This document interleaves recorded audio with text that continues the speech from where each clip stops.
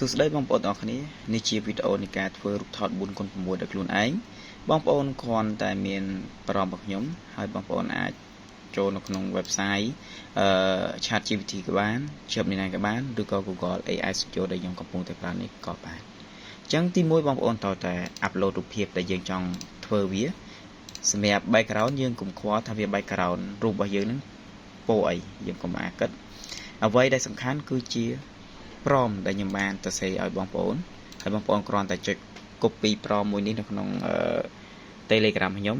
ឬក៏ Facebook ខ្ញុំបងប្អូនគ្រាន់ប៉ុណ្ណឹងហើយបងប្អូនគ្រាន់ចុចពាក្យថា run មកវានឹង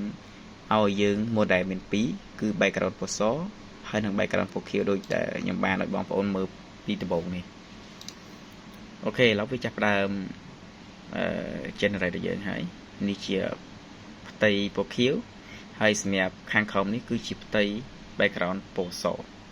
អូខេអញ្ចឹងបើសិនជាបងប្អូនយក background ពណ៌ខៀវបងប្អូន download មកហើយបើសិនជាយក background ពណ៌សបងប្អូនចុច download មកហើយរូបភាពដែលយើង download